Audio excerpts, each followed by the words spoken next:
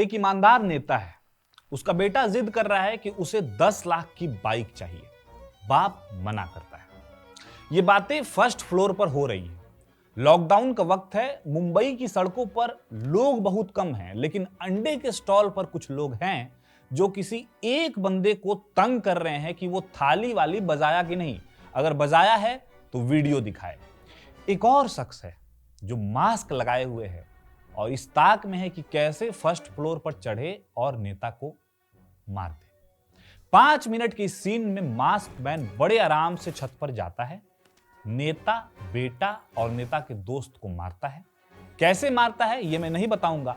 फिर नीचे आता है और अंडे के स्टॉल पर भी जितने लोग हैं उनको भी ठोकता है बिना एक शब्द बोले। बैकग्राउंड में सिम्फनी म्यूजिक है, कलर ग्रेडिंग का बेहतरीन इस्तेमाल, कैमरा एंगल बहुत ही शानदार, रियल लोकेशन। ये 5 मिनट का सीन आजकल जो वायलेंस के नाम पर मूवी बेची जा रही है, जिसमें लाउड म्यूजिक, खूब हो हल्ला होता है, चेन सॉ से शरीर को काट वाट देते हैं, खूब चिल्लम चिल्ली होती है, उन सब पर कई मामलों में भारी है। कुछ फिल्में होती हैं जिस पर बहुत कुछ बतियाने को होता है। कैनेडी वैसी ही फिल्म है। हम कह सकते हैं कि कश्यप इज बैक। यह फिल्म ऐसे समय में आई है जब इंटरनेट टॉक्सिक और धुरंधर की लड़ाई में व्यस्त है। कुछ लोग वर्ल्ड कप के मैच में व्यस्त हैं, तो एल्गोरिदम आपको इस ओर भेज नहीं रही है। लेकिन जब भी समय मिले 2 घंटा 26 मिनट निकालिए और G5 पर इसको देख डालिए। कहानी सेट है कोरोना के लॉकडाउन वाले दौर में। मेन कैरेक्टर है उदय सेट्टी यानी राहुल भट्ट, जो एक पुलिस वाला था लेकिन अब सिस्टम के कागजों पर मर चुका है। अब वो अंडरग्राउंड रहकर कैनेडी के नाम से मुंबई के करप्ट पुलिस कमिश्नर के लिए कॉन्ट्रैक्ट किलिंग का काम करता है। कैनेडी को नींद की बीमारी है, इसके अंदर एक बाप का दर्द भी है और वो इस खूनी दलदल से बाहर आना चाहता है, लेकिन क्या सिस्टम उसे बाहर आने देगा? यही है फिल्म का कोर प्लॉट। ये कोई टिपिकल ढिसुम ढिसुम वाली थ्रिलर नहीं है, बल्कि एक इंसान के दिमाग और उसके गिल्ट की डार्क स्टडी है। पहले ही सीन में राहुल भट्ट फ्रूट को चाकू से पील कर रहे हैं और जिस बारीकी से वो करते हैं, ये बताता है कि ये आदमी चाकू से कैसे खेल सकता है। From the very first scene वो जिस तरह से सीन में डूबे हैं ना भाई साहब, मतलब उन्होंने बाजा फाड़ दिया है। मैं ये कह सकता हूं कि राहुल भट्ट ने अपने अब तक के करियर का बेस्ट काम किया है। उन्होंने कैनेडी के रोल को जिया है। उनकी आंखों में जो थकान और खालीपन है वो आपको फील होता है। डायलॉग्स बहुत कम है, लेकिन अपनी बॉडी लैंग्वेज और डेड पैन एक्सप्रेशन से वो पूरी फिल्म को अपने कंधों पर ढोते हैं।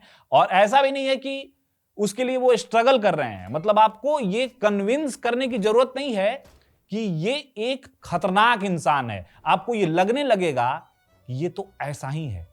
वो लोगों का मर्डर तो ऐसे करते हैं जैसे उनके डेली रूटीन का ये हिस्सा हो। सन्नी लियोनी चार्ली के रोल में इस फिल्म का सरप्राइज पैकेज हो सकती थी। उन्होंने अपने टिपिकल इमेज से बाहर आने की कोशिश भी की है, इसके लिए उनकी तारीफ करनी होगी। लेकिन मुझे लगता है कि फिल्म में बार बार उनकी बेवजह की हंसी आपको इरिटेट करेगा। मतलब मैं उसे ठीक से समझ नहीं पाया कि क्या वो नशे में होती हैं इसलिए ऐसा कर रही होती हैं, या वो अपनी पहचान छिपाने के लिए करती हैं। और इसके लिए पूरी तरह सन्नी को भी जिम्मेदार ठहराना सही नहीं होगा। अनुराग ही इसके पीछे का मकसद आपको बताएंगे। ओवरऑल उन्होंने ठीक ठाक काम किया है। अभिलाष थपलियाल का काम ठीक है। फिल्म में उनका रोल अलग टाइप का है, बट उन्होंने उसे निभाया वैसे ही है जैसा वो करते आए हैं। यहां मैं ये बात कहूंगा कि शायद कैरेक्टर का डिमांड ही कुछ ऐसा ही था। मोहित टाकलकर ने करप्ट ऑफिसर के रोल में बढ़िया काम किया है। बाकी के लोगों ने भी अच्छा काम किया है। फिल्म में कुछ एक जगह सिस्टम पर चुटकी भी ली गई है। एक सीन में एक कॉमेडियन भी है, लेकिन उनका चेहरा आपको नहीं दिखेगा, पर आवाज उनकी है, आप पहचान लेंगे किनकी है। मोनोलॉग है सिस्टम और समाज पर, जो कि बेहतरीन है। पोएट्री और गानों का भी इस्तेमाल किया गया है। In fact thriller film new noir genre की फिल्म में कैनेडी अपने आप में पोएट्री इन मोशन है। पोएट्री से याद आया कि फिल्म के स्टार्टिंग में विलियम वर्ड्सवर्थ की एक पोएट्री रेजोल्यूशन एंड इंडिपेंडेंस से ली गई एक लाइन स्क्रीन पर आती है, जो फिल्म के टोन को सेट करती है कि कैसे शुरू में हमारे अंदर बहुत कुछ कर गुजरने का जज्बा होता है, लेकिन अंत में वही रास्ता हमें निराशा और पागलपन की तरफ ले जाता है। फिल्म देखिएगा तो कॉन्टेक्स्ट ज्यादा समझ में आएगा। अब आते हैं कश्यप की डायरेक्शन पर।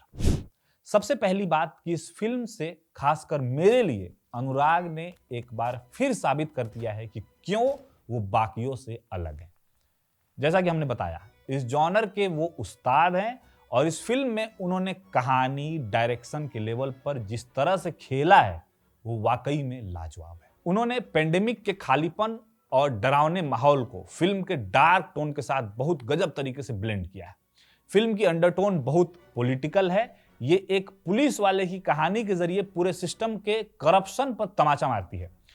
कश्यप ने वायलेंस को एक आर्ट फॉर्म की तरह पेश किया है। उन्होंने मीडिया की हरकतों पर भी चुटकी ली है।